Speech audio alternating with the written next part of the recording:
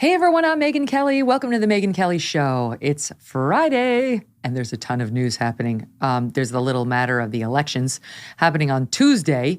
And the latest, Dr. Oz is now leading John Fetterman in the Real Clear Politics averages of polls. That hasn't happened until right now. Here we are post-debate, and is the debate finally catching up with John Fetterman? But this morning, Fetterman is celebrating an endorsement from California billionaire Oprah Winfrey. She helped make Dr. Oz, but has now completely abandoned him, sticking the knife in and backing his Democratic competitor. Will that help in an election where the top issue is whether people can afford to buy groceries? Seriously, is there any Oprah effect left over? Honestly, it's not 2008 with Barack Obama running when she endorsed him over the woman, Hillary, even though women had made her entire career. It's 2022. I don't know. Is there an Oprah effect or isn't there in the state of Pennsylvania? We'll find out. And with just days before the election, the left is absolutely losing its mind. The messaging coming out of these leftists is genuinely upsetting. It's offensive. It's disgusting. Like The View's Sunny Hostin, who decided now would be a good time to compare white women who dare to vote Republican to cockroaches. They're like cockroaches voting for a raid. Can you imagine if anybody else said that? Can you imagine if a white woman said that about black voters voting a certain way? It's absolutely disgusting. Over at MSNBC, historian Michael Beschloss said that if the GOP wins next Tuesday, children are going to die. Okay. I was like, oh God, this is good to know. Glad I listened to him. We've got two of the most outspoken political minds in the country to react to all of this hysteria, Dana Loesch and Jason Whitlock. Very excited to have them both. We begin with Jason, who is host of Fearless with Jason Whitlock, and he truly is, on BlazeTV, regarding the firestorm engulfing the NBA this morning. There's so much to love about the fall, right? From the cooler temperatures to the changing leaves, the pumpkin spiced everything, Thanksgiving's coming up. What better way to soak up the best of this season than with a Michael Phelps swim spa by Master Spas? A Michael Phelps swim spa combines the benefits of a pool with the therapy of a hot tub. It comes in a bunch of different sizes to complement almost any yard, even if it's a tiny one. Master Spas worked with Michael Phelps to develop an at-home training and fitness solution that you can use year-round in any season. Aren't you sick of the bike? You can use this thing even in the winter. As your fall calendar fills up, a Michael Phelps swim spa is the perfect place to spend time together as a family. Michael Phelps swim spas are 100% made in the USA by Master Spas, the world's largest swim spa manufacturer. It is energy efficient. You can use it all year long. Go to masterspas.com to check it out. Put in the promo code MK when you're there, and that will save you $1,000 on a Michael Phelps swim spa or $500 on a Master Spas hot tub. Masterspas.com, promo code MK. Jason, how are you? Great to have you back. I'm great, Megyn. Thank you for having me. All right. Actually, we'll get to the NBA in 1 second, but can I just ask you about the Oprah thing? What do you think of that? Like, it's not 2008. I just don't know. Are people going to do what Oprah tells them to do? No. What does she even know? Well, I guess she knows Dr. Oz, but what does she know about Pennsylvania and things like that? I don't think it makes a hill of beans a difference who Oprah supports at this point. Her platform isn't as persuasive as it was in 2008 as it relates to Barack Obama. And with all the health issues Fetterman has, I'm not sure how anybody in their right mind could endorse him.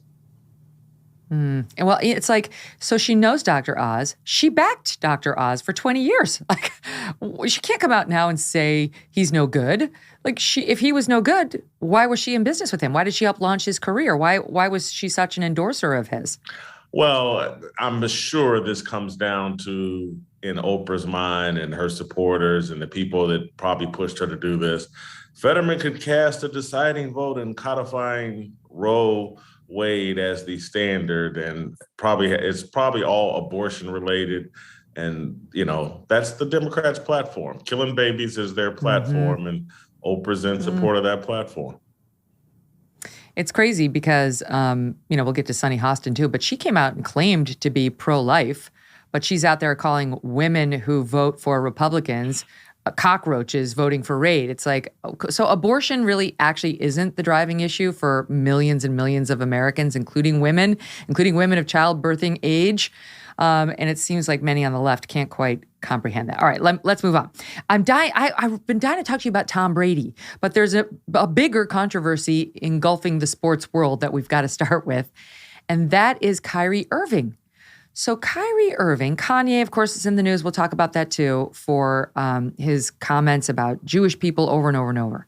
Now, Kyrie Irving kind of steps in the same bowl of hot water by tweeting out.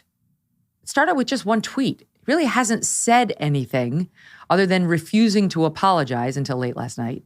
He just tweeted out a tweet that promoted this movie. What is it? Hebrews against Negroes, Hebrews. Okay, so I guess it's controversial. I haven't seen it. I know you tried to watch it, but that's all he did.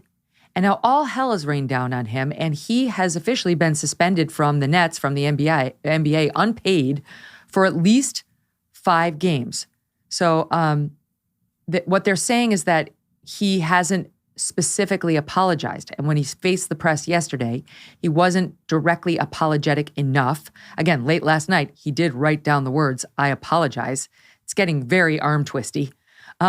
But here's what he said and didn't say that led to his 5-game suspension. Again, this is from yesterday at SOT 1. Are you sorry for the hurt that your post caused people? I take my responsibility for posting that. Some things that were questionable in there, untrue. Like I said, and the first time you guys asked me when I was sitting on that stage, I don't believe everything that everybody posts. It's a documentary. So I take my responsibility. Adam Silver wanted to hear the word "I apologize," or in your mind, you said, "I didn't mean to cause any harm." Were you apologizing, or you not apologizing? I didn't mean to cause any harm. I'm not the one that made the documentary. What are the specific things in the documentary that you don't believe are true and that you don't believe represent your morals? I think some of the criticism of the Jewish faith in the community, for sure. Some points made in there that were unfortunate. Do you have any anti-Semitic beliefs? Again, I'm going to repeat. I don't know how the label becomes justified because you guys ask me the same questions over and over again. But this is not going to turn into a spin around cycle of questions upon questions. I told you guys how I felt. I respect all walks of life and embrace all walks of life. That's where I sit. I think what people want to hear, though, is just a yes or no on that question. Yes or no. I cannot be anti-Semitic if I know where I come from. By the way, the name of the film was Hebrews to Negroes, Wake Up Black America. So after that, he got punished. And then on Instagram late last night, he wrote the words, "I apologize," and went on from there. What do we make about all this? This is absurd that I follow Kyrie Irving on Twitter and Instagram. The Hebrews to Negroes documentary, when he tweeted that out, I had no idea.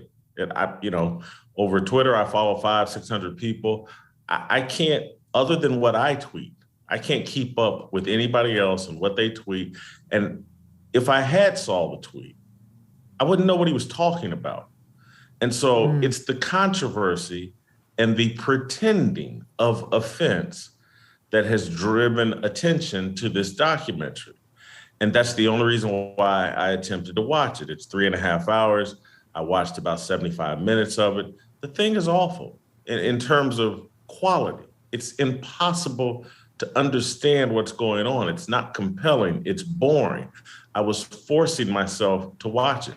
I never, in the 75 minutes I saw, as much as I could follow, I couldn't find anything anti-Semitic in it. But most people haven't watched the documentary, won't watch the documentary. If they make the mistake of watching the documentary, they're going to be bored out of their mind and fall asleep. Mm-hmm.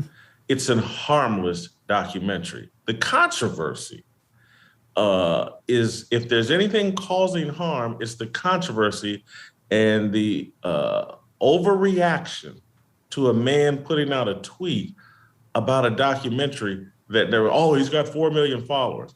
I can guarantee you 3.99 million of them either didn't see it or didn't know what he was tweeting about, and they certainly weren't going, oh, well, Kyrie tweeted out this documentary, I better go watch it. That's not how Twitter works. Everybody knows that there's a game being played to silence Kyrie Irving. And in my view, it's about his stance on vaccines and COVID. And he wouldn't play ball with the NBA and hop on board with Big Pharma as it relates to the vaccine. Big Pharma controls television. They're doing most advertising in television. And Big Pharma wants Kyrie Irving and everybody else to comply and obey and hop on board with whatever messaging they want to put out. And he won't do it. And so they figured out a way to get revenge on this guy. And it's through this ginned up controversy about a documentary that no one has watched. I haven't watched it. I mean, if you've watched 75 minutes of this 3.5 hour thing, you've watched a hell of a lot more than I have, or most of the people weighing in on this have. We're told it's anti-Semitic. Maybe that's true. Maybe they get to that in hour 3. But he didn't endorse the film. He just tweeted out the link to the film, which you pointed out in a piece. It has been released by Amazon. Like, you can get it right now on Amazon. He yesterday, again, he wasn't apologetic. He was kind of like, look, I didn't exactly mean offense, but I tweeted it out, and, you keep asking me these, to weigh in on these words, like trying to label me is basically what he's saying. And I don't accept your label. And it's like shades of Kanye, who found himself in a similar situation and was kind of like, I don't accept your labels. But Kyrie's done very little compared to all the statements Kanye's made. Here's just a little bit more of Kyrie Irving yesterday sounding off about himself. This is kind of interesting. Saw it too. I'm just here to continue to expose things that our world continues to put in darkness. I'm a light. I'm a beacon of light. You guys investigate my life every day, and you justify it by serving your own purpose, which I honor. I would like the same respect in return, figuring out just like anyone else. So please keep that same energy when we're talking about anti-other things, because just because I post a documentary doesn't mean I'm anti-Semitic, and doesn't mean that I'm automatically standing with everyone that is believing in that. So it's unfortunate timing that we're in, but I'm glad that I could stand on the truth, because I'm not afraid of these mics, these cameras. I used to be, looking everyone in the eye and telling them the truth, but I'm proud of who I am. Any label that you put on me, I'm able to dismiss because I study.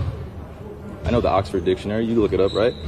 Just one of the biggest mistakes I had in being a kid was not knowing European or Western language, until I started looking it up and understanding the definitions and why they say, if you want to trick a black person, put it in the book. I was wondering my whole life why they said that.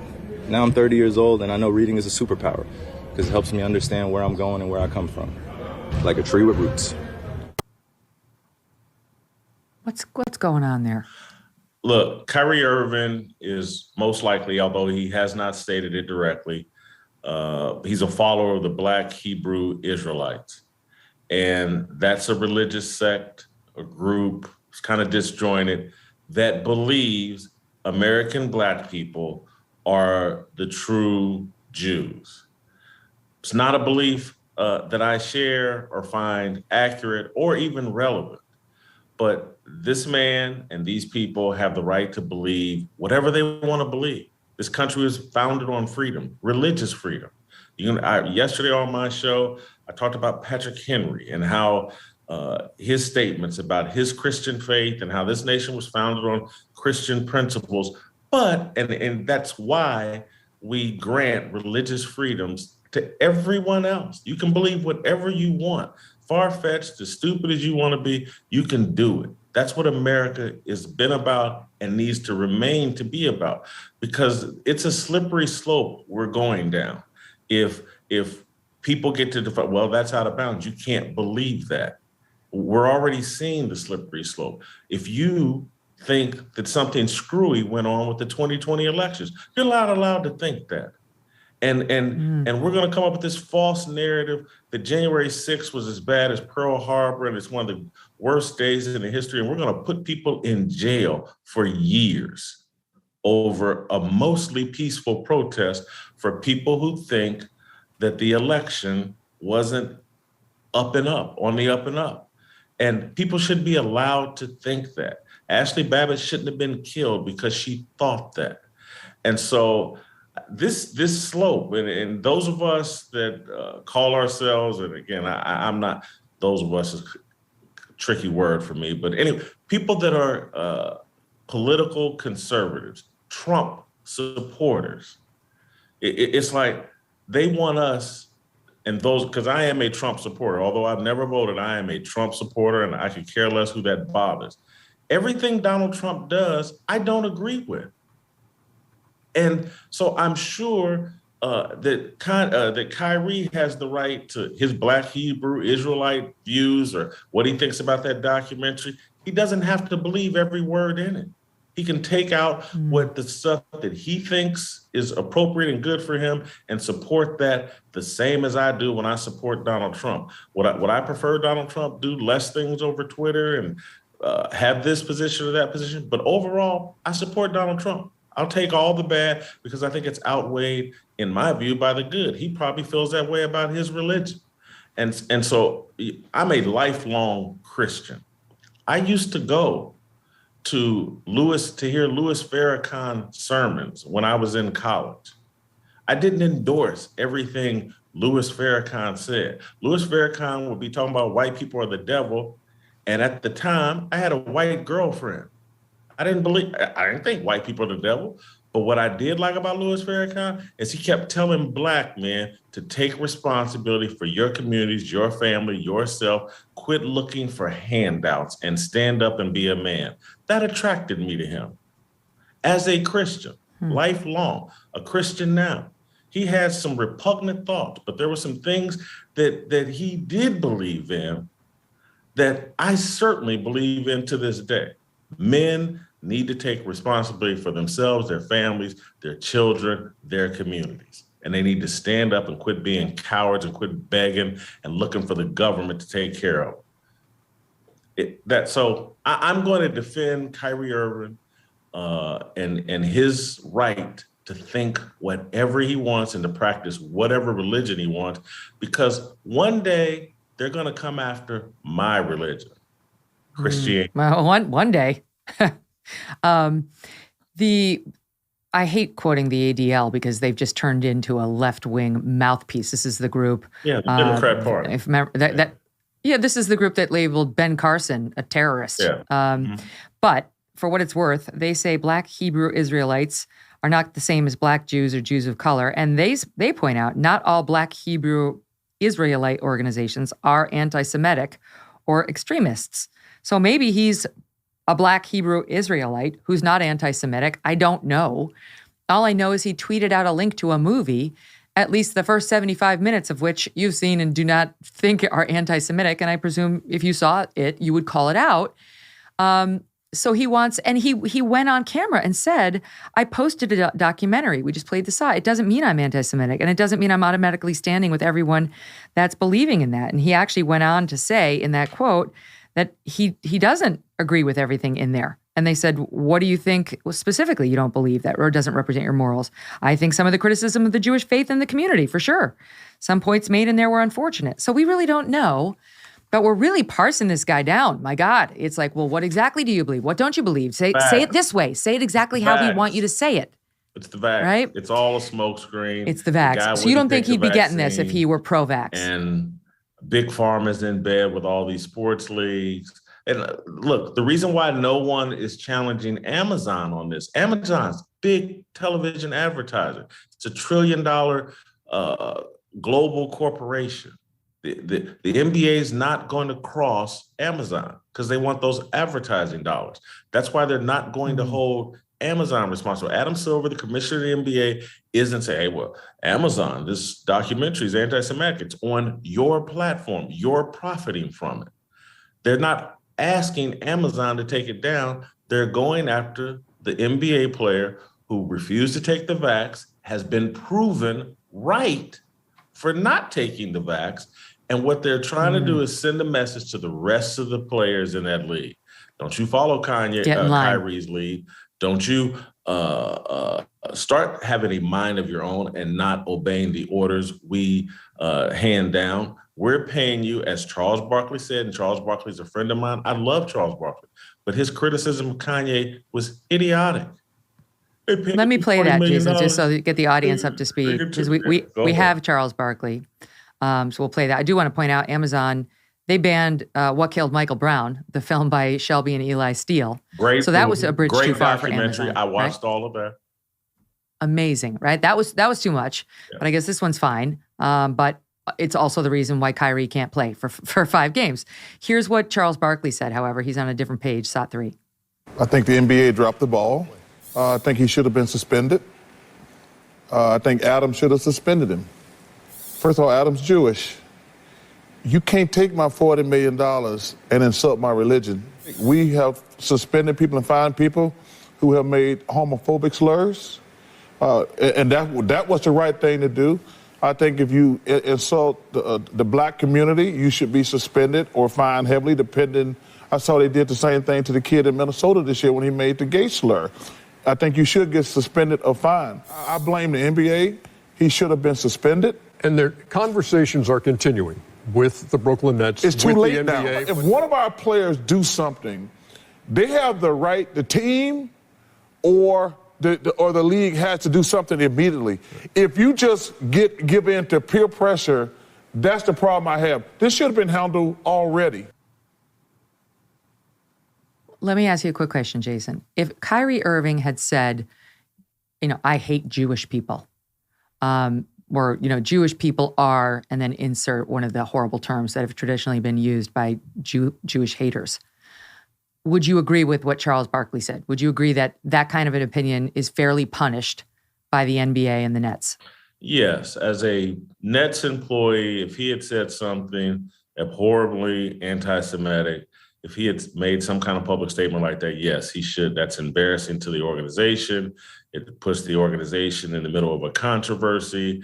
It will offend some of their season ticket holders and fans. Yes, they'd have every right to discipline him. So we're arguing over whether he did. Whether he did. I wonder whether Charles Barkley has watched that film. Well, first of all, if there are offensive things in the film, and I'll take the people that made it all the way through and say there's some things in there that are offensive, I don't care. There are offensive things in virtually all movies. I trust me, I go to movies and many of them I walk out of because there are things that bother me in them. The LGBTQ transgender stuff that's now being forced in the narratives of nearly every show. I find it offensive. I don't want it taken down. I just choose not to engage and indulge in it myself. I don't want the people that made the movies. I don't want them shut down. I don't want them deplatformed. It's just not for me. We talked recently about the cancellation of Trevor Noah and relived some of his best/worst hits. And the Catholic Church was a favorite of his. He reduced my church to the pre-scandal and nothing more, over and over and over. He didn't get canceled for that. He got celebrated for it. Now, and nor would I expect him to be canceled for that. But you had a piece up talking about Bill Maher and his film Religulous. I think that was what it was called. I saw it. Completely ripping on the Catholic faith, among others. I think he took a shot at the Mormons. Never mind Book of Mormons, which is a very popular show on Broadway, which I've also seen. It's hilarious. It absolutely pillories the Mormon faith, as Bill Maher's film did the Christian faith. Most of us can kind of laugh, but there is a difference, I guess, between parody and humor and something more nefarious with an evil tone. And again, I don't know whether this film does that, but the point is that art has taken evil, nasty shots at religion for a long, long time. Bill Maher is one of my favorite comedians. We don't agree politically. I certainly, as a Christian, I've written about his shots. At one point he called all Christians deluded or delusional. I've certainly written about that, but I've never lost any respect for him. Never lost my enjoyment of his show. And during the Trump years, it was really hard to stick with the guy because, he's got a bad case of Trump derangement. But I've never wanted him deplatformed. He has a right to have his opinions. I disagree with him. Rather than censor people, I would rather engage, debate, defend my positions. That's how we keep America strong. If we're going to go down this line, this path of, hey, these are thoughts you cannot have, man, it's going to get all of us, all the people clapping their hands. Eventually, their thoughts are going to be made to be illegal and repugnant, and you can't be associated with this person or that person. The other thing is, okay, let's do women next. Let's line up the NBA players, the NFL players for that matter. Let's do MLB. And let's talk about their views on women and see whether they pass this same test when it comes to their views on the ladies. And not to mention crimes that a lot of these guys have been accused of and in some cases convicted of. That's fine, right? Like so many times we've seen these organizations cover for these guys when they beat up their wife or they beat up their girlfriend or they were accused of an attempted murder. No problem. But this, like, okay, he tweets out a link to a movie that's controversial. It just seems like, and I do think the vax probably had something to do with it, but I also think the fact that it came on the heels of the Kanye controversy set him up for this. Now, you tell me, because I look at that situation and I find that a lot harder to defend, though I know you have defended Kanye in a way. And I had a conversation with Jeremy Boring of Daily Wire about this a week ago today. And he was kind of saying, look, the initial tweets, okay, they weren't great, but I can see how you might have thought, all right, he wasn't perfectly worded, but let's move on. But he's doubled down and tripled down and quadrupled down and quintupled down on his comments about Jews so many times now. He's shown us that this is a real belief he has. I don't put him in the Kyrie Irving lane. I don't know Kyrie's lane. But Kanye's made pretty clear, in my view, he's got some very unfortunate and prejudicial views about Jewish people.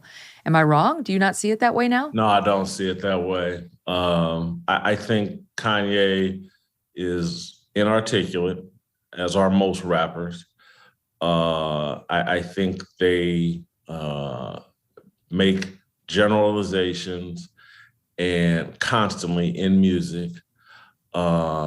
I think that someone arguing that secular Jews have an outsized influence in the music industry, I don't find that a trope or anti-Semitic.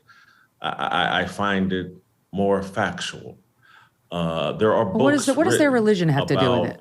What does their religion have to do with it?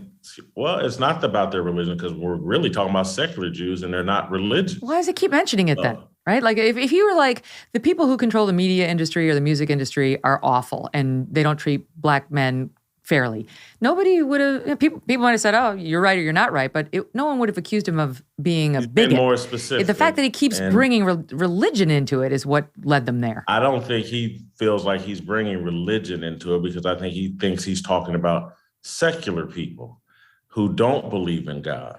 I think that's what he thinks. But I just... Then why does he say that? He keeps mentioning Jewish. Well, I can't specifically answer that question. I know I've heard people say, what are we talking about? Jewish. Either you're a Jew or you're not. But I can't answer that specific question. I can just say that Dave Chappelle went down this path in his Closer Netflix comedy deal about what he believes are his interactions with the Jewish people he's worked with in Hollywood. And now Kanye comes in right behind him, and now Kyrie Irving. And I don't think the solution is to label these people under somewhere, well, we can't even engage with them. They're anti-Semitic. We can't. Again, I'm for defending my positions and my beliefs, and I will engage with anybody. Someone wants to say, hey, Black people, your murder rate in your communities are astronomical. I'm not going to call that a trope. I'm not going to say it's racist. I'm going to deal with that. And we need to deal with that. And so, Ben Shapiro came up, facts don't care about your feelings. I believe in that. And I believe that we should engage in any conversation, no matter how potentially hurtful or people's sensitivities, feelings, or whatever, if it's based in some sort of truth, or if it's not based in some sort of, come with the truth. The light will root out the darkness. The truth will prevail. We shouldn't be afraid of any of these conversations. We shouldn't just be completely dismissive of people and their experiences in Hollywood. I just don't find what Kanye has done beyond the pale. I disagree with J.P. Morgan Chase shutting him down. I disagree with all the cancellation of Kanye West because he speaks inarticulate, and in particular, for me as a Black person, I've listened to music denigrate Black people for 40 straight years. All of this rap, hip hop, and I've listened to executives and the people in power in the music industry defend this garbage that does real harm and denigrates Black people.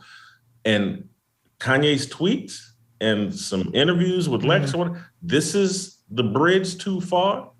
Not to mention women. Yeah, Let's talk about question. rap and its messages on I'm women. Listening to no rappers problem. Say, and Megyn, I don't want to offend your audience or do something that's outside the lines, but this is what they rap about. I hate niggas, I'm a Nazi. Dej Loaf, very popular song. Celebrate. This is a female Black rapper. Videoed everything. I'm looking at Snoop Dogg, Murder Was the Case, a satanic song about making a deal with the devil. And you can represent the Crips and the Bloods and gangs that slaughter Black people in Black communities. You can make all kinds of music celebrating that, and no one says a word. Kanye tweets out something inarticulate, inartful, and the world must come to a stop. I just can't go there. I just and that's fascinating. That's fascinating. I just can't go there. I got it. Let me squeeze in a quick break and we'll pick up this discussion on the opposite side. I love talking to you because you always, you just come at every story from a different angle. This is why they call you fearless. More with Jason Whitlock right after this. Don't go away. Do you ever wonder if your vitamins are working? Clinical studies show Healthy Cell's new ingestible gel technology called microgel delivers maximum nutrient absorption, 165% more than tablets. And it tastes great. It's hard to make vitamin liquids or gels taste good naturally, but Healthy Cell products are the best tasting pill-free supplements on the market. Go pill-free and get up to 15 pills worth of nutrients in one ultra absorption gel pack, saving you money and time and giving you effective doses. Take a single great tasting gel pack at home or on the go. It's great for travel. You can mix it into drinks or blend it into smoothies. Old-fashioned tablets, capsules, and powders contain synthetic other ingredients like binding glues, flow agents, fillers, and coatings that could irritate your gut. Plus, it's made in the USA. Visit healthycell.com/Megyn or use the code Megyn for 20% off your first order when you check out. All right, let me just take a second, if you don't mind, to dive into the Kanye remarks, because I do think it matters. I don't think that the side of reason should get so sick of cancellation and all the nonsense that's invented that we're not able to call out, bigotry if and when we see it, right? Like, we have to be able to say, all right, that's a bridge too far. And it's not just, I know you refer to the secular elites, but like coming after Kanye. I mean, when Ben Shapiro, he's not a secular elite. He's a Jewish man. He's an Orthodox Jewish man who's not in any way pro-cancel culture. And he's been calling out Kanye. And I understand why. I mean, Kanye made the original tweets about, I'm going to DEF CON 3 on the Jewish people. And since then, there's just a couple of hits that my team refreshed me on. He repeatedly blamed Jewish Zionists for his problems, including his issues with ex-wife Kim Kardashian and the bad press coverage he received over his tweets and statements, blamed his bad publicity on the, quote, Jewish underground media mafia, blamed his separation from Kim, in part, unquote, Zionist media handlers surrounding her. Now it comes out, and I know you wrote a piece about a CNN piece quoting some anonymous employee who allegedly sued him. I'm not going to go there because it's not fair to him to talk about some anonymous employee who came out and broke a non-disclosure. Like, no, we're not doing that. But he's on camera talking about how a Jewish doctor misdiagnosed him. Here, we'll play that. And then there's a second soundbite that I'm going to show too. So here he is talking about a Jewish doctor. Drove me to a point of exhaustion, which was misdiagnosed by I'm not going to say what race, what people, doctor, and what hospital, and what media it went to. We know I can't say that. It was a Jewish doctor that diagnosed me of having a disorder that would have had me on medication right now. At a time like this, if I was on medication right now, then one pill could have been swapped out and it would be Michael Jackson and Prince all over again. Honestly, there's no way around it. Like, why would he raise the doctor's religion? Why? I think if someone said that Jason Whitlock, a black man, wrote X, Y, and Z, I wouldn't be offended. And if they said Jason Whitlock, a Christian black man, wrote X, Y, and Z, I wouldn't be offended. Kanye, like most of America, overwhelming majority of America, has been programmed and trained into this racial idolatry and ethnic idolatry. And idolatry is at the root of all sin. Kanye West is flawed. There's no question about it. He's flawed and he lives in an idolatrous society that has made idols out of our skin color, our politics, virtually everything. Food was an idol of mine, and that's why I have been so overweight. And it's just all these things we've placed as important. And so he's speaking in a very idolatrous way that I find commonplace in America. What do you mean? Idolatrous of what? I was with you until there. We do idolize identity. Anything can now, be an idol. And so identity politics is just idolatry run amok. And so he's responding and acting in the way that all of us have been programmed over the last 60 years to when you see a person, you don't see an image bearer of God. You don't see a brother in Christ or God, whatever. You don't look at people as human beings. You start, well, what is their identity? Well, he's black, he's white, he's Jewish, he's Italian, he's this, he's that. And so he's talking in a way that has been normalized in modern culture. Again, I find it sinful. I find it inappropriate, but I don't find it uncommon. And so the fact that may be true. If someone says that Darrell Brooks, a black man, drove through Waukesha and killed a bunch of white people, they're just speaking facts. And so and I don't know, because I don't know the details of Kanye's life, but if a Jewish doctor did that or did whatever he's claiming, I just don't find it beyond the pale. I find it very commonplace. That's different. That's different because the Waukesha thing happened on the heels of the Kyle Rittenhouse verdict, in which they injected race repeatedly. They had him killing 3 black men, which was a lie. Kyle shot 3 white men, only one of whom died. But the left had injected race into that trial in a way that was wrong and incendiary. And then right after that, in Wisconsin, where this all took place, we had a black man mow down a bunch of mostly white people. I think it was all white people. I have to go back and check at this Christmas parade. So race, you could make the case, was relevant there. What was the motivation? This guy had written about a bunch of stuff that was angry about whites before he did the act and so on. That's this guy's religion. The doctor's religion has zero to do with any misdiagnosis. To raise it is to betray, to show your own bias. I buy that one. I've got to tell you, I'd be happy to defend Kanye if I felt the facts warranted it, but to raise it there is to espouse and show your own bias. And he's Jewish. That's how it sounds. He's Jewish.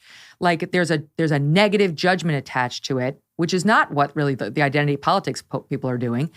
Although sometimes they will. They'll talk about. But what I'll say is that I think we all have biases. We've all been programmed to have biases. Kanye's biases, again, for me to be hypercritical of them, I would have to say that I'm incapable of having those biases. And I'm not incapable. And I know plenty, and again, I'm not reducing that to anti-Semitism or anti-Jew hate, but there's no sin that gets done that I'm not capable of doing. And so I've seen people, my father was racist towards white people. He did not like white people. I loved my father. My father was a great person. I wish that he had moved beyond his racism and racial idolatry. But again, I'm going to say, we're in America. People are going to think and say inappropriate things. I'm not for true, but they can them. also face consequences. I'm just not. Like that. I'm not. I don't. But want like my if Kanye came out and said the want, terrible stuff, I don't want Kanye. I get that. But what should the consequences be? Like he's been talked to repeatedly on these radio shows and so on. People trying to say, like, you try to understand what you're saying and why it's so offensive. He's not going to be talked out of these things. Why isn't it totally appropriate for Adidas to say, that's not somebody we want to do business with? I think that's, if Adidas wants to go down that path, it's perfectly fine. I just want them to be consistent. And so I can find things in Kanye. Now you're on solid ground. I can find things in Kanye's music more offensive to me, more offensive to Black people, that he should have been canceled for. Dr. Dre and Snoop Dogg were the Super Bowl halftime show. I know. Everybody's in bed with them. Everybody's in bed with them. And so, but this is the bridge too far. Him calling out a doctor that he had a bad experience with, but he can make music that can say, I ain't saying she's a gold digger, but she ain't messing with no broke niggas. He can do that all day and we can celebrate it and love it and nobody cancel him. There's no consistency. And so if there's not gonna be any consistency, we need to just shut our mouths, ignore him, tolerate it, whatever, but there's just no consistency. The crimes of these rappers, Snoop Dogg is like America's Prince. He's doing ads with Martha Stewart. Every commercial. His music is satanic. and we're good with it. No one's canceling it. They all want to do deals with it. And so that's where people are raising up saying, and Kanye, this is too far. We're going to cancel. And I can't knock Jewish people for having a standard and for saying, you know what, no, you ain't going to talk this way about us. I can't knock them for that. I wish that we as Black people had that kind of standard. But We don't. We produce a lot of content, but we don't own the platforms or produce or own the distribution of it and things like that. And I'm not making an excuse for anybody that participates. I've got 30 years of criticism of rap and the artist and what we've taught. I've gone after all these guys. They hate me. Snoop Dogg has threatened me. All of they hate. I get it, but I'm not. For me, because I've criticized the artist, I've also criticized the producers, the owners, the distributors, the people behind, the executives behind the scenes, the Leo Cohens, who have done interviews where they talk about, this drug music and all that other stuff. I'm doing that to cash a check. I don't care about the community.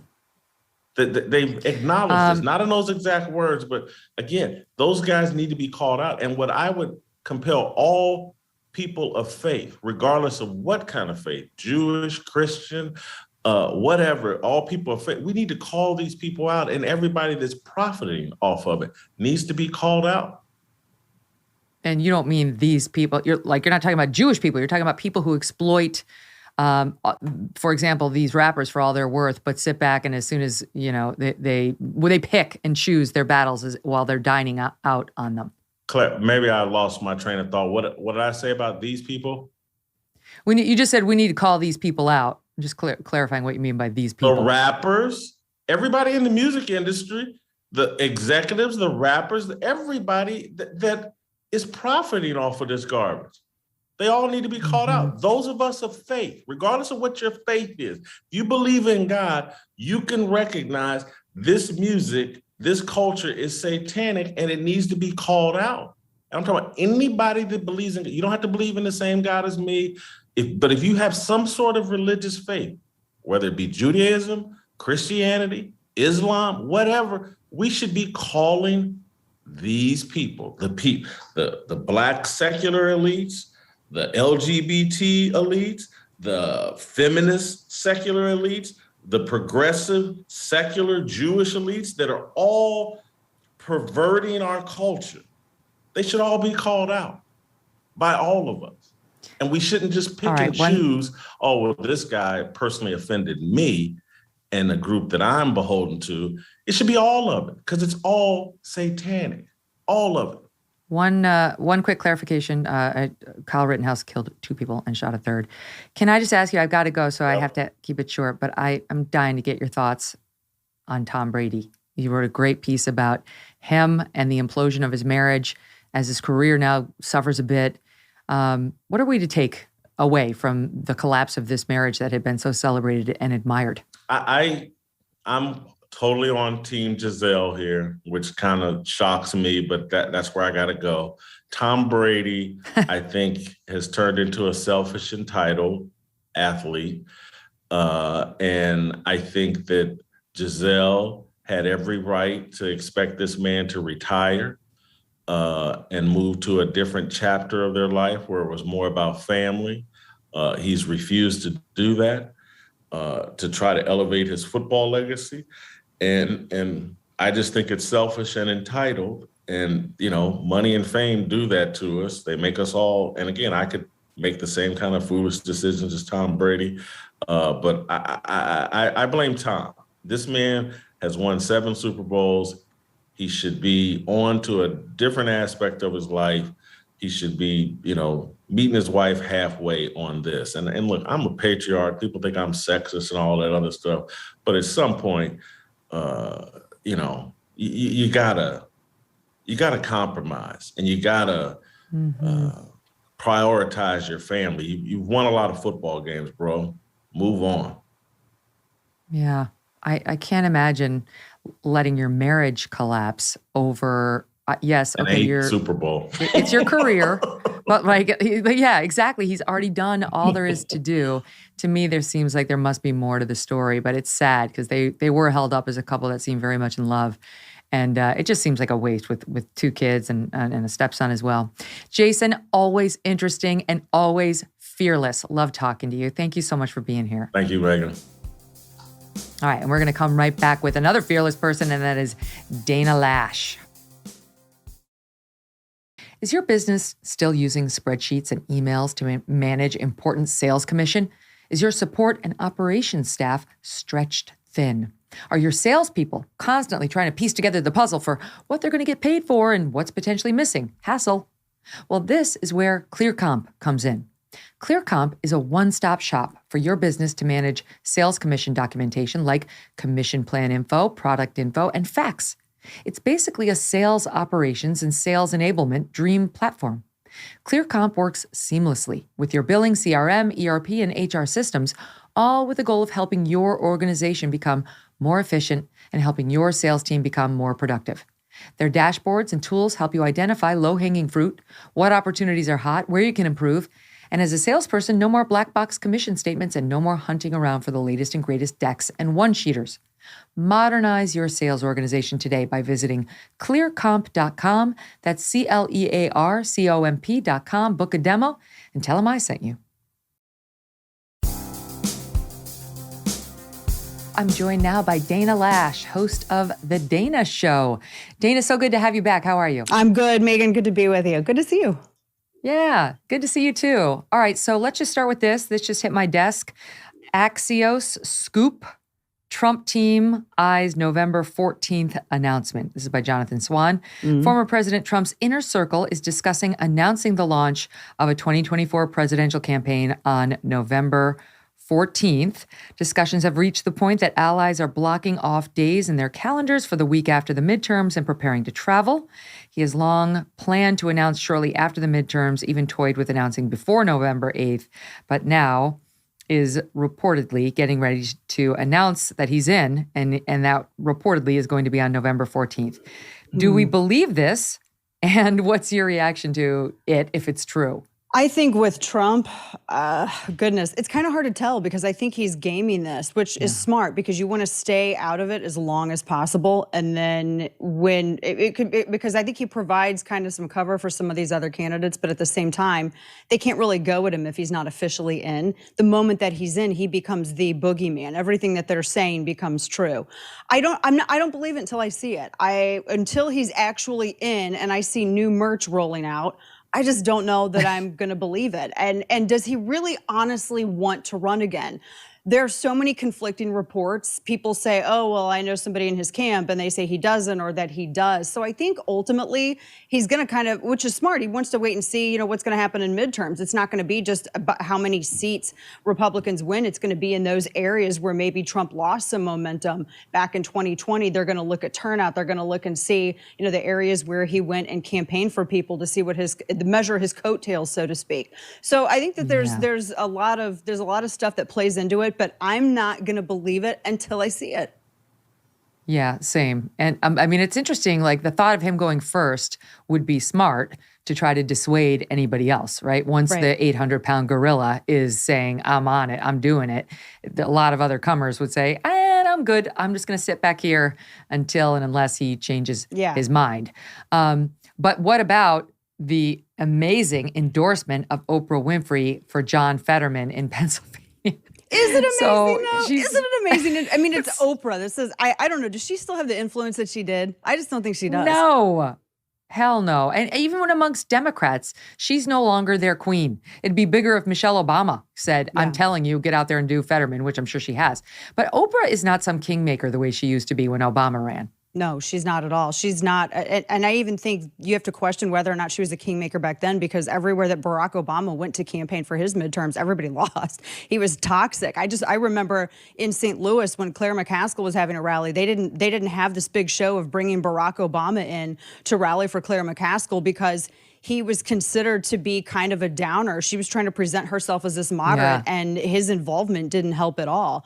I think it looks he's kind good of in getting petty. himself elected. I mean, I get it that she doesn't have to agree with his politics. I get all of that stuff, but it's just so obvious what's going on. It just looks kind of cringy. I mean, she's going to weigh in now. This is going to be, I guess this is the Fetterman people are all excited that this is their big, November, pre-election push here, having Oprah Winfrey weigh in, but nobody cares.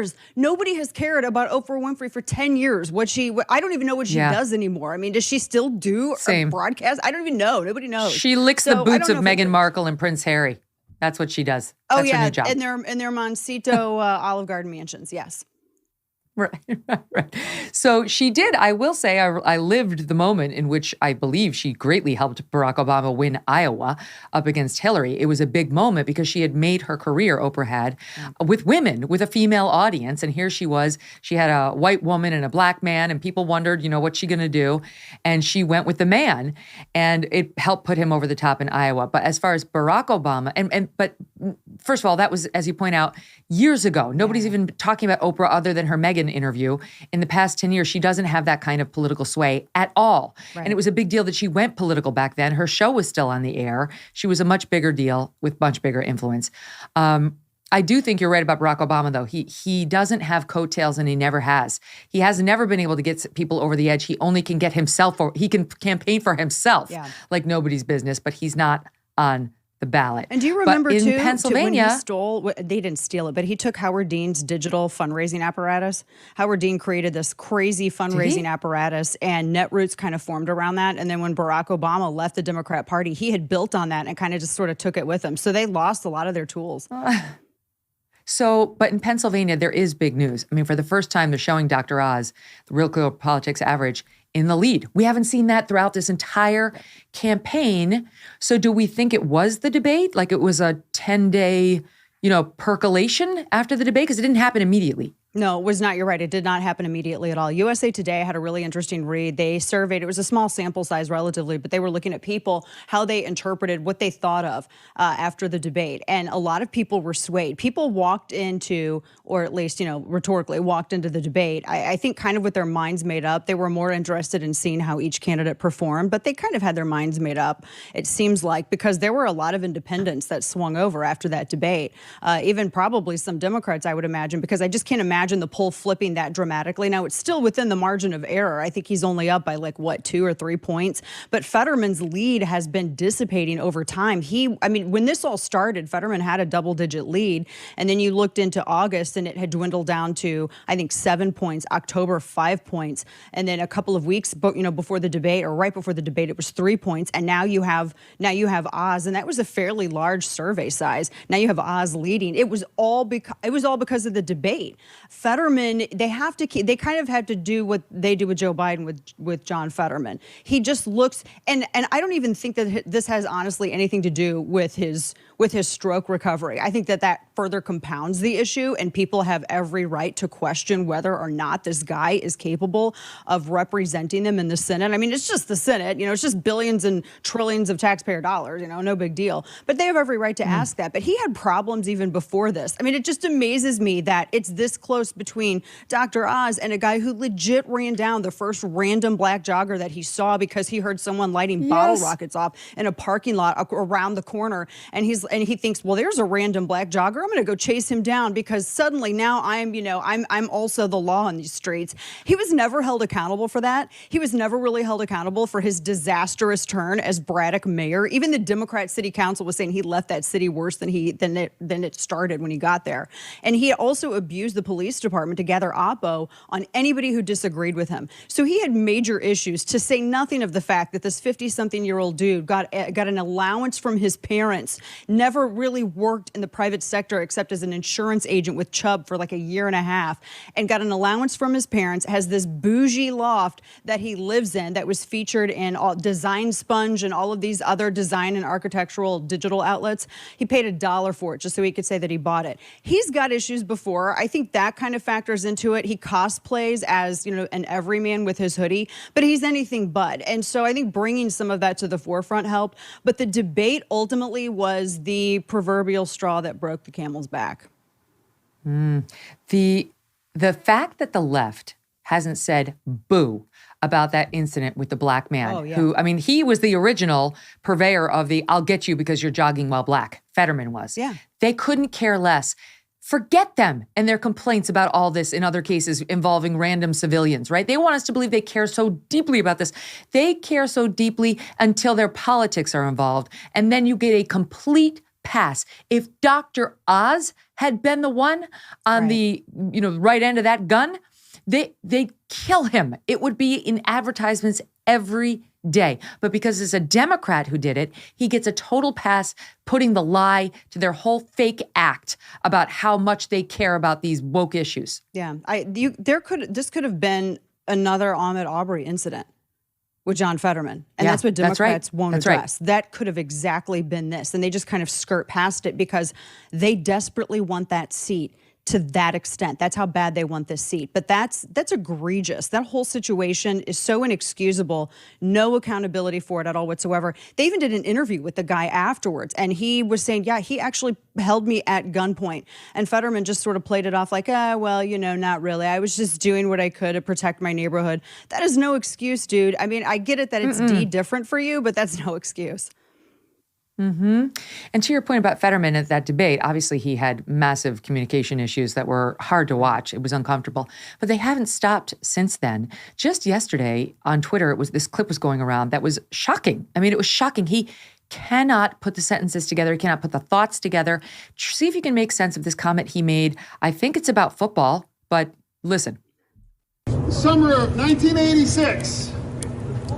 I think everyone that ever plays football in high school was, you know, at a kind of like a trade out kind of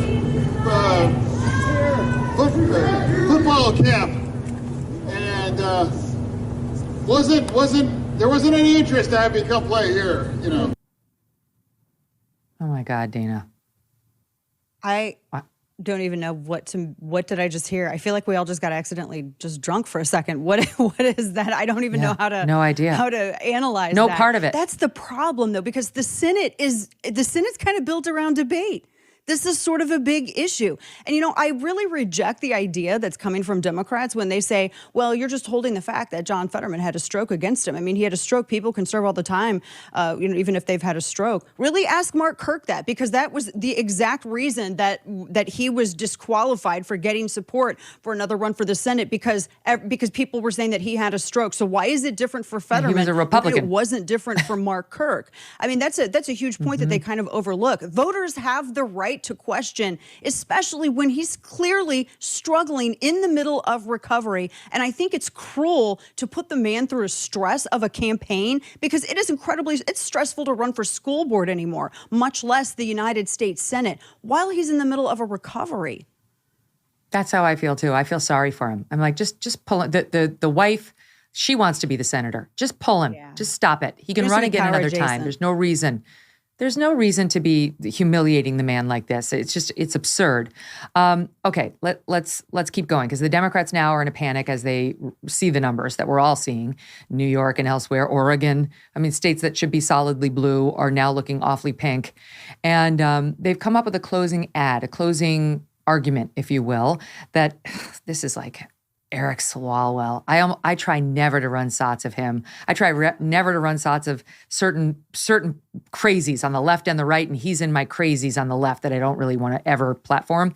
But I'm going to do it. He debuted it, you'll be shocked to learn, on MSNBC, and you'll be further shocked that he did it on the Republicans show. Nicole Wallace, you know, she's dyed in the wool red now. Right. Sure. And this is so...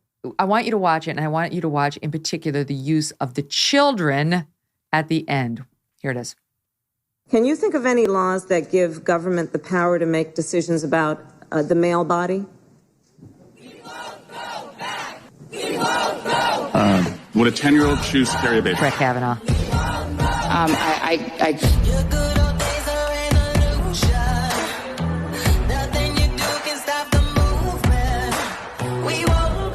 The thing we are all deciding as a democratic society is who will wield power and what they will do with that power. States can't be trusted with the power to regulate concealed handguns, but they can force you to give birth to a child against your will. You cannot tell me you care about children before they're born, but you don't give a care about what happens to the child after he's born. If this court moves quickly on Justice Thomas's list of what rights they're going to abolish next, being in a same-sex marriage now means there is a target on you. And if you think that this is going to stop at Roe versus Wade, Yes, they will pass a national abortion ban. They will pass massive tax cuts for the rich. They will cut or eliminate entitlement programs. Who want to destroy American institutions. This is all just one final flight for the Republicans to try to regain all the power that they've lost. The most important election of our lives because we might actually lose democracy. Don't go back. We can't go back. We won't go back. We won't go back. We won't go back. We won't go back. We won't go back. We won't go back.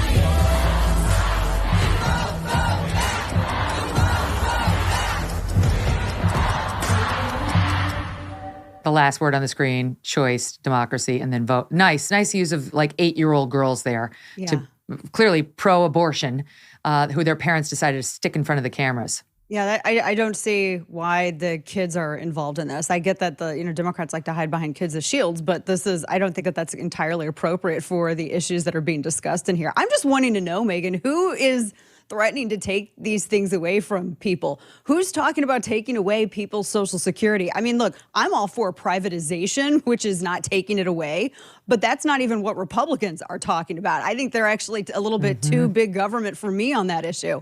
But nobody's talking about taking people's Social Security away. Nobody's talking about taking anybody's anything away. You know what's happening? We're all sitting here having a brew, wondering how much more expensive turkeys are going to be going into Thanksgiving, and not looking to, we don't have time to micromanage what everybody's doing to try to take stuff away from people. That's what Democrats do. That's not what Republicans do. It is such fear-mongering, and nothing that they propose, there's no solutions ever. There's never a solution. Everything that they propose is, well, the Republicans are going to take this from you, and this is what you have to live in fear of, and this is, all of this bad stuff is going to happen unless you vote Democrat. That's what we heard from Joe Biden at his Red speech part 2, his mulligan, which it was like a Game of Thrones thing. His speech, whether it's Kamala Harris, whether it's Nancy Pelosi, Chuck Schumer, Hillary Clinton, Barack Obama, even out on the campaign trail, that's what they're all saying. But yet, where are the, first off, they can't say anything beyond that. Secondly, notice how none of these politicians are putting forward any solutions. I have yet to hear a solution from this administration. They talk about how families are going through it, sort of, because they want to dance away from the issue of the economy, because that's where they're really hurting going into midterms. But where are their solutions? They have none. It's always fear-mongering. Then they go back to the well of abortion, and they go back to the well of gay marriage or something. I think climate, none of these issues are even reaching the top 5 or 7 in voter concerns. It's like a story woman on going abortion. to buy a car and the salesman telling you about the cup holder and lighted mirror. We want to know what's under the hood. We want to know what's going on with the economy, inflation, gas prices. Get to it. The thing on abortion is so dishonest because what happened was the Supreme Court said, we're going to give this back to the states as it was. This is not a federal constitutional right. We're going to give it back to the states. And so some states are going to have some laws, some states are going to have other laws, some states are going to ban it, some states are going to allow it all the way through the third trimester. It is the Democrats who then said, that's not good enough. We want a federal law passed by the U.S. Congress that mandates that it's legal in all 50 states. Now, my own legal belief is that will never be upheld as constitutional. They don't have the power to do that at the congressional level. So the Republicans sat back and said, no, we really think it's a states' rights issue, and you should take half a loaf that you've been given in all these blue states that will remain very, very legal to the very, very end. And in the more red states, it won't. And so they had like one guy, Lindsey Graham, say, well, we could do a national law that makes it like a 15-week limit for abortion. And it didn't have a groundswell of support. Most Republicans were like, that might be a model for a state-by-state decision. But there was no support behind Lindsey Graham's, let's do it at the federal congressional level. The Democrats, they will pass a federal law outlawing abortion. No, it's you, the Democrats, who want to pass a federal law, not the Republicans. They're fine with the reversal of Roe versus Wade and leaving it at the states. It's all cynical fear-mongering. No, I completely agree. Lindsey Graham's introduction of that, which it's actually more lenient than or kind of matches what you see in a lot of European nations. But the whole thing, I thought it was clumsy and awkward for him to introduce that at the time when Republicans already had a victory and it was already back to the states. What this move, though, does, what this going back to the states does, and why Democrats are so mad, is it exposes this huge weakness in their whole abortion grift operations, however you want to say it, because for so long they focused on everything at the federal level. If Democrats had been really, truly concerned about women's so-called health, about access and all of this other stuff, they would have moved mountains to make sure that this was protected, if that's the word to use, at the state level. And they didn't. They didn't push this at the state level to make sure that there was some sort of plan B, no pun intended, in place should something like this happen. And the crazy thing is that Ruth Bader Ginsburg, as you know, Megan, was Ruth Bader Ginsburg was warning people that this was going to happen. I mean, she went right up to the line of saying, you might want to look out because at some point the logic of Roe v. Wade is going to be challenged because it's predicated on something that's real. It's a bad argument. It's just a bad argument. She wasn't the only justice or only female legal expert who thought this, who was also on the left. But Democrats didn't pay attention. They focused everything on the federal level, and they wanted to fundraise off it. So they're out here scaring women, saying you're all going to die in the back alley with hangers, but they're not going to do anything at the state level to shore up their position. That was a complete and utter failure on their part, and they're trying to pin it on Republicans. But the bottom line is that this is classic Democrats. It's hurt and rescue. They create a problem. They make their base a victim of it. They make their base suffer, and then they turn around and act like they have a solution. But it's not really a solution. If you listen, it's always just a complaint or an attack on their political opposition. And they fail their base time and time again, which is probably why they're having this crisis of spirit right now, because after midterms, Democrats have to decide, are we going to go full socialist because the moderate thing's not working? What are we going to do? So they have that decision to make. And I think the abortion issue, they fumbled on it badly, and it shows. Now, in terms of the fear-mongering, it's gone next level, really. I mean, you can sense the panic. It's untethered now. And I mentioned it in the intro to the show. Presidential historian Michael Beschloss on MSNBC with an important warning. I know you're a mother, I'm a mother, for all the mothers out there, and dads for that matter too. Take a listen, because the stakes are way higher than any of us knew. Listen.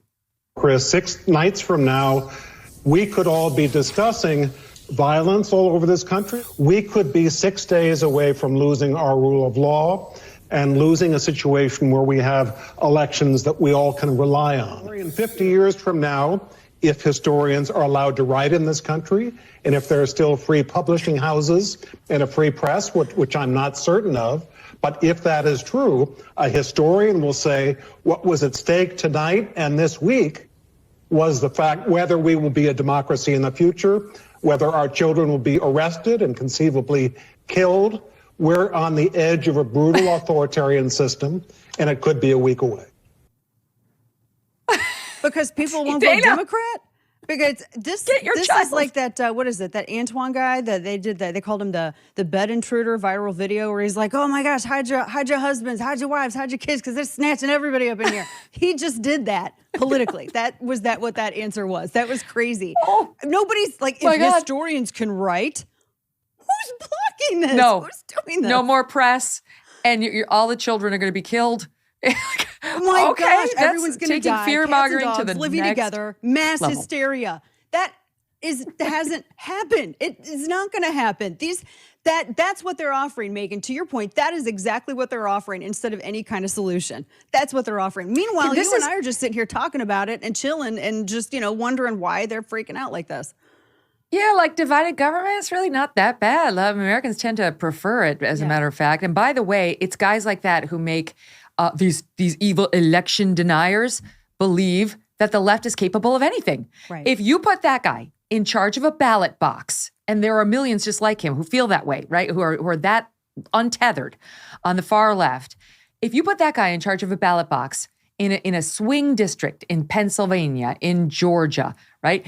What do you think he's going to do? Would you trust him? Yeah. I wouldn't. Especially listen to how he's talking about the stakes. His kids are going to die if the right wins. I mean, think about it. If you genuinely believe that the lives of your children are at stake, and if people don't vote Democrat, they could die, that could actually make you act in a number of different ways that maybe aren't so cool. Yeah. I mean, when the president sits here, President McUnity sits here and talks about lowering the rhetoric or maybe kind of, moderating the tone a bit, it's a wonder that they don't address, because there are so many people like this guy, some of them in elected office, they never take the time to address the words from these kinds of people. I mean, it's ridiculous. It's incendiary, and it's almost like they want violence. He sounds like he wants violence. He wants something, anything, that can be used as leverage to get Democrats into office. They wouldn't have to do this. They wouldn't have to get emotional if they were just like a regular Democrat party that, people kind of grew up with in the 70s, 80s, and 90s. Yes. Remember those 90s. days?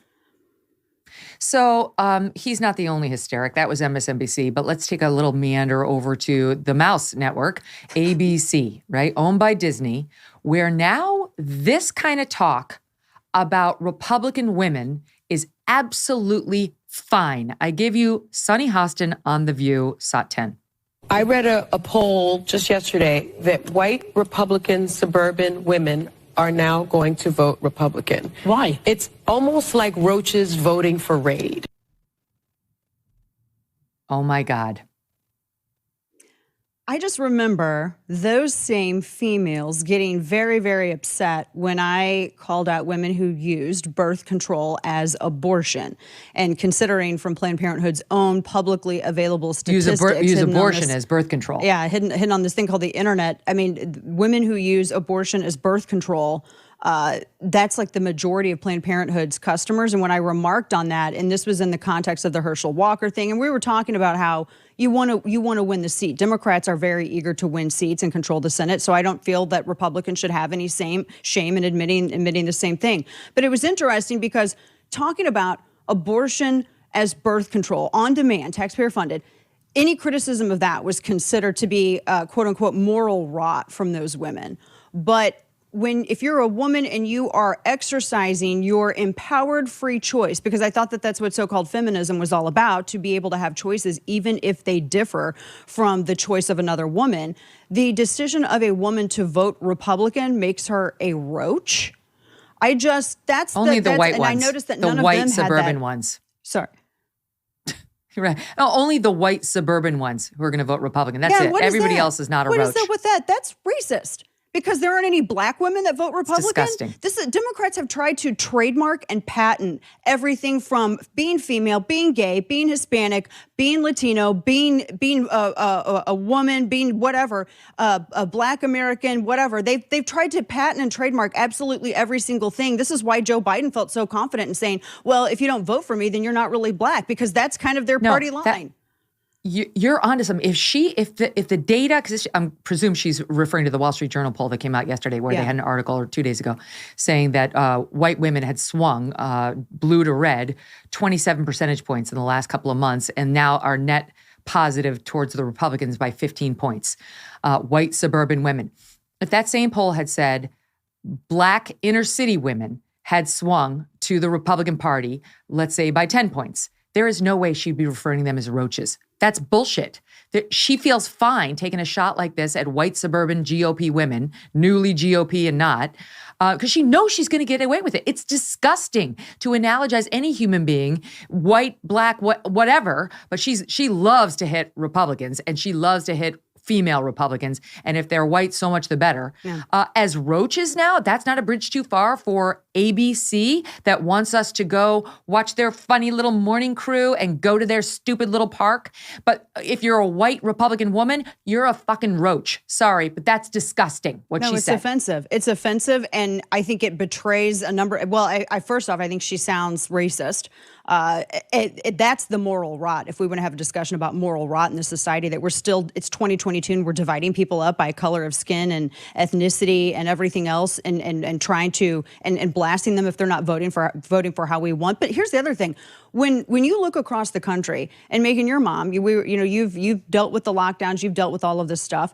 When you see all of the parents, and particularly the mothers, that were standing up when their kids were being forcibly masked, when schools were locked down, when their kids were going through loneliness and they were suffering academically and losing all of this time in schools and everything else. And you had all of these parental groups, a lot of them ran by women of color. In fact, I've spoken to, I don't even know how many moms at this point, Muslim mothers, Indian mothers, Asian mothers, white mothers, Hispanic mothers, black mothers.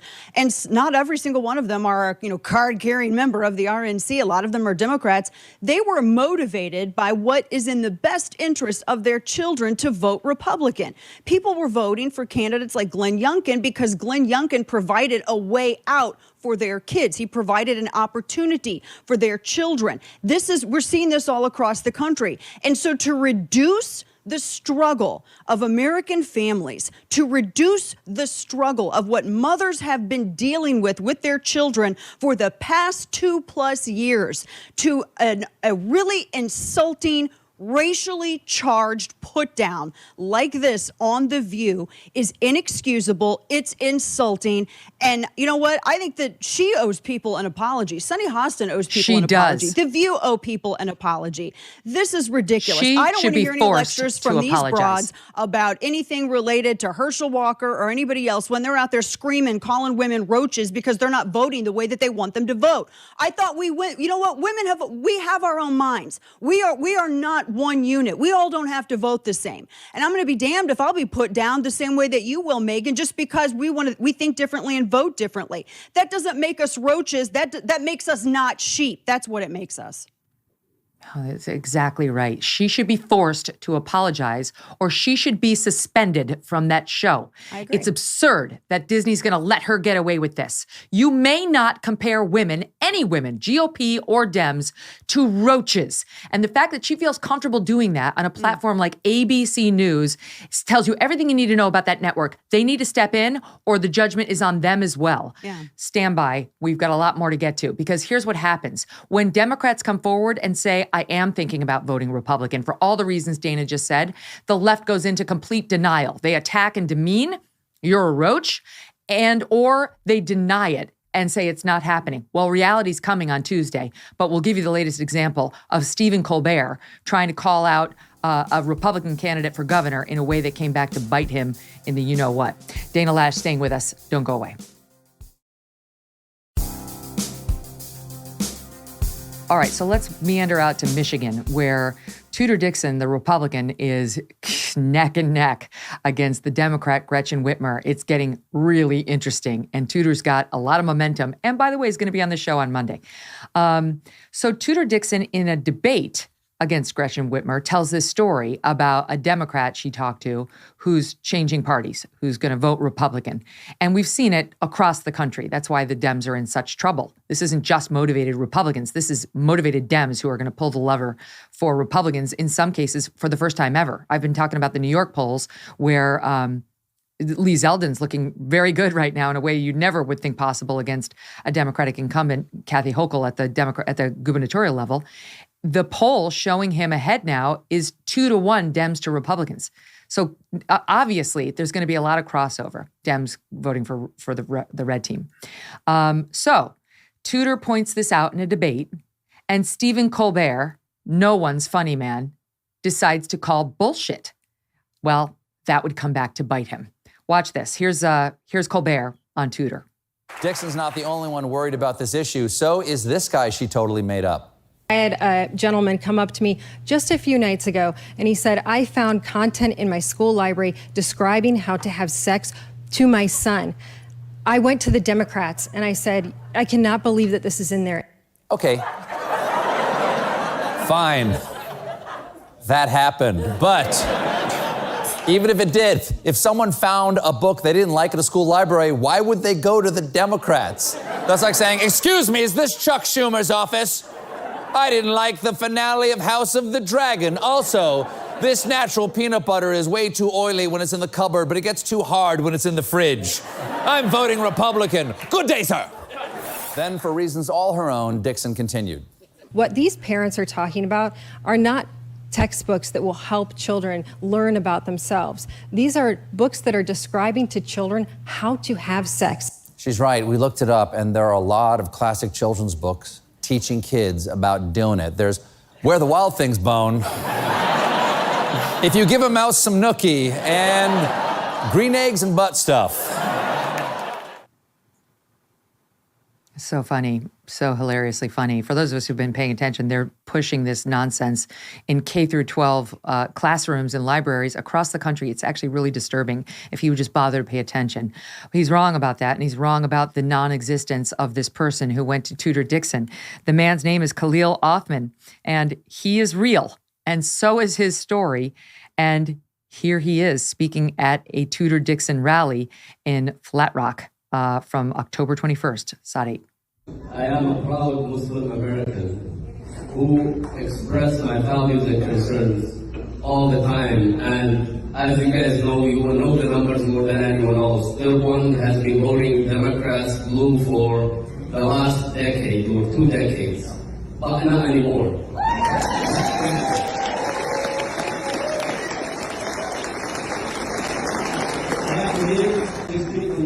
On behalf of myself and my family, and I can guarantee you for sure that my family and my friends and my relatives will vote Republicans all the way. Wow. Denial's not a very effective election strategy, Dana. No, it's not. And that, I think that what's happening in Michigan is amazing on that issue. It's like Democrats' worst nightmare. You have Muslim Americans and Christian Americans that are banding together to stand against this stuff. And I've seen this kind of before, the deflection from Democrats when these examples, they're real parents that are coming up that are bringing these issues up. And Democrats pretend that they don't exist. They do that at their own peril because a lot of the people bringing this up, like this guy was saying, he had voted Democrat for a long time. Now he's voting Republican. Colbert should actually apologize to Tudor Dixon for A, not being funny, and then B, for being incredibly wrong about the situation. It was just cringe. I felt like I was watching, your awkward uncle make a joke. It was just, but to the point. The books that they have, there was a mutual friend of mine that her daughter in junior high found, and this was just here in Texas, just down the road from where we are, very conservative county, found a book that actually was a graphic novel, and it actually showed illustrations of oral sex. I couldn't even talk on air about what some of the book it had in it because I would be fined by the FCC. But you could have it in a junior high school library, and she's a real parent, and it existed, and she had photos of it, and her daughter found it in the library. And then all of these other parents, Megyn, as you know, were checking what's in our kids' libraries. It wasn't just high school either. This is like 7th grade. It's inexcusable, and as you said, it has no academic value. There's no academic value at all whatsoever to it. It's all just cultural conditioning. That's all that it is. And for Stephen Colbert to make fun of it, I don't even know if he has kids. If somebody jumped on that landmine and made that happen, good for them. But I don't know if he's got kids. I don't know what his situation is. But it sounds like he might not have a lot to do with them if he doesn't realize that this is going on in libraries and schools across America. Just here in New York City this year, or it was 2021, there was a scandal at this Tony private school, Dalton, where they were showing the kids masturbation videos. There was a whole little how-to book with erections and how they work and what to do to make them feel good. If he's not aware of that, he needs to read different news sources because this is a legit problem to where I've said it many times. Virtually all of my friends are Democrats. I grew up in New York State. They're almost all Democrats. They're not in support of this bullshit. The answer is not to deny it. Any reasonable person, when shown this stuff, would say, that's horrifying and it needs to be removed right now. The fact that the woke left doesn't like it, that's a different story. Most normal people would say, no, that's not okay. Right. And Stephen Colbert doesn't understand, he's got some normal Democrats watching his show. It doesn't help him or anybody to just be in denial about electoral prospects or the facts about what's happening to our children. Exactly. And for the left, when the left always says, Megyn, this is about free speech and you guys are book burners. No. This is about parents being able to vote up or down as to what is in their kids' libraries. We're not out there saying, ban Mark Twain or, going after the Cat in the Hat, that's what the left likes to do. Or ban this book. Yeah, we're talking this about book can porn. go for sale. This is porn. Yeah. This can go for sale on Amazon or wherever you want to buy your book, but don't shove it on my kid in 1st grade. That's on different. I get to dollars. weigh in. Yeah, that's a totally different scenario. Now, we talked a bit about the press and how dishonest they are and how much they loathe Republicans. I have some good news. One of them just got fired. Tiffany Cross, the most racist person in all of television, and in particular on MSNBC, just got fired. Poor Tiffany. Tiffany, apparently, okay, hold on. I want to read you it just came out. This is what they say. That she, this is per Variety. Stand by. Okay. There's been speculation that her relationship with MSNBC was becoming frayed, according to one of the people with knowledge. They were growing concerned, the executives were, about the anchor's willingness to address statements made by cable news hosts on other networks. She sparred with Tucker Carlson all the time, yours truly as well. And indulging in commentary executives did not feel met the standards of MSNBC or NBC News. I'll give you just a couple of examples of some of her greatest hits. Recently, I called her a dumbass because she commented on Tua, the Miami Dolphins quarterback. She was upset when Tua got hurt, the concussion thing, which I was upset with too, but she took it racial. She was like, all these white owners making these black players. Tua's not black, and the coach was not white. She blasted Republican members of Congress as white supremacists a day after the Wisconsin jury acquitted Rittenhouse. Okay, somehow that made the Republican members of Congress white supremacists. She called Rittenhouse a little murderous white supremacist. She said we should all be concerned about white replacement. It is, after all, a very threat to our survival here. White replacement can strangle culture. Thought we weren't supposed to be talking about, quote, replacement theories. Thought that was racist. Yeah, Then she came out and said on the Capitol insurrection, they love that term, insurrection. Some of these folks, she wanted to point out, were white women.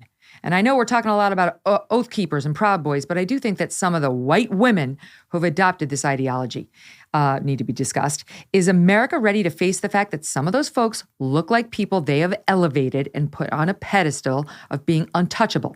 What do you say about this wing of white women who have been radicalized and are enablers to this very dangerous domestic terrorism movement we've seen increase quite rapidly? I could give you 10 more that are way worse than any of these. That's just what we pulled in a simple Google search. So joy, oh joy, Tiffany Cross is gone. I had to really think hard and remember who she was, admittedly. Nobody because knows. I remember who because she's nasty, and I know she went after you a lot too. Her whole show, if memory serves, the content is just essentially a YouTube section, comment section, right? I mean, that's her whole content. It's just one angry YouTube comment section diatribe. That's her whole entire show. I can see probably why, Megyn, it didn't offer much value to the network. It's kind of hard to sell ads on, some Karen screaming about, all of these grievances that she sees everywhere that don't actually exist. And she doesn't even have her facts straight on half of it all the time, or any of it all the time. I think people are tired of that kind of, I think they're even tired of it on the left. I mean, I think the only people maybe who watch that stuff are AOC and then the Squad. Those are maybe those are their P1s, their Joy audience. Reid.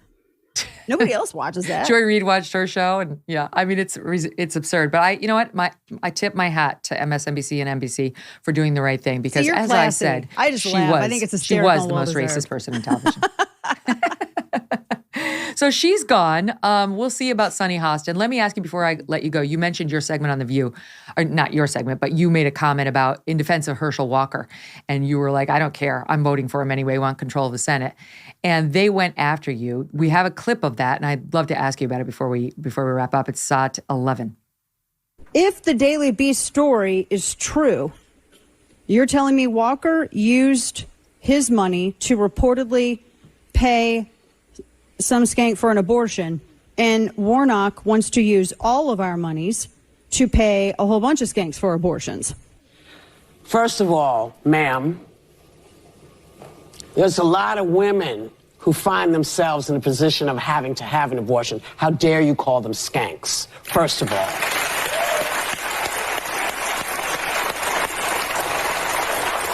And I believe the whole point is that Walker is saying, I believe that this is murder, I believe that, and has paid, supposedly, for women to have abortions. That's the point. If we're gonna have these discussions, please stick to them and not go off calling people names. Because I'm keeping calling you a name out of my mouth because it's not the right thing to do. Now, right. It just exposes the moral rot that's taking over my party. Like, listening to that, I can't defend that for a second. As a pro-life woman, to hear someone else like Dana, who is pro-life, call women who get into situations where they need abortions skanks is just shameful, and I will not defend that. It's so weird, Dana, because I did not hear Whoopi call out Sunny Hostin when she referred to women prepared to vote Republican as cockroaches. She doesn't like name calling? Because I heard it just yesterday and she didn't say anything. No. And what is with this women who get into situations? You don't trip over something in your house and fall down and get pregnant. That's not how that happens. I mean, it's definitely recreational activity which leads to pregnancy that is terminated electively. That's what we're talking about. Shame on them. And they absolutely do need to call out Sunny Hostin for this. But this whole, I mean, I think it's kind of skanky to not understand how biology works.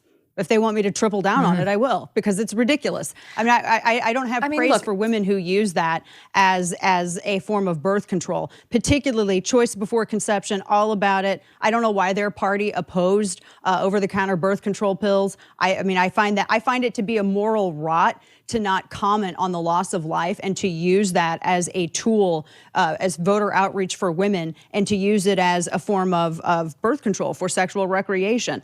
And then for them to call women who vote for Republicans as roaches, but that's okay.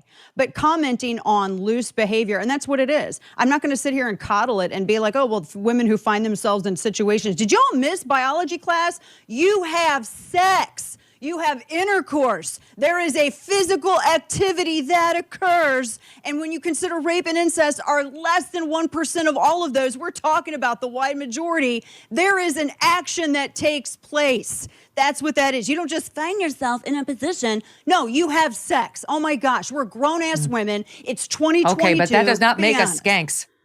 Wait, we cannot dismiss as skanks any woman who has premarital sex. And look, it is true that some wind up. We're talking about women who are constantly using abortion as birth control. I mean, I could say murderous, but so I felt like I was being generous by saying skank. Well, we don't know whether that's the case with Herschel Walker's. We have no idea. And that was my point. What the relationship was there. And Megyn, since when do we go and believe everything that the legacy press immediately says about a conservative candidate? I don't. Well, maybe like that Tudor Dixon made up that story about the voter who was switching from Dem to Republican. I mean, was that? Oh, wait. His clarification. Maybe that'll be in tonight's super unfunny monologue. Right. Dana Loesch, it's always fun to talk to you. I miss talking to you more often. Let's do it again soon. Yes, good to see you, Megyn. All right, you too. So it's time for another edition of the MK Mailbag, where I read some of your questions and comments on the air. You can send them in to Megyn, MEGYN, at megynkelly.com. And while you're doing that, don't forget to head on over to megynkelly.com to sign up for our American News Minute, my weekly note to you that comes out every Friday. We're getting great feedback on it, and I think you'll get a kick out of it and information. All right, let's get to the first email. Got a couple comments in that I thought I'd mention from yesterday's interview with Dr. Robert Gary, the guy who was defending his position that COVID began in nature with an animal and was not manufactured in that Wuhan lab. Here's one from Ann in Connecticut saying, listening to the Dr. Robert Gary interview, my head is about to explode. Hang in there, Megyn. This guy is so full of it. He stinks to high heaven. The viewers were not big fans of Dr. Gary's, but I still am glad that he came on. All right, question. Cindy Edwards writes in, have you read any good books lately that would help us make sense of this crazy, fastly changing world we are living in right now? I've mentioned it a couple times. I got an advanced copy of it. Spencer Klavin's How to Save the West. He's read everything. He's done all the research that we haven't done on history and Socrates and Plato and all of them. And he's condensed it into life lessons that we can apply to today's problems. When it comes out, which is, I think, February, just looked it up, Valentine's Day, buy it, give it away, read it for yourself. You'll see what I mean. Okay. Jay writes in about White House press conferences, and a lot of people ask about these. At White House press conferences, the press secretary gets a question. In most cases, she never answers the question. Why doesn't the reporter press the press secretary by stating, you did not answer the question. Please just answer the question. Almost every time, the reporter just lets it pass, and it drives me nuts. Please clear this up for me. Jay, you're exactly right. They should do that. If it were me, I'd be sitting there saying, that's not an answer.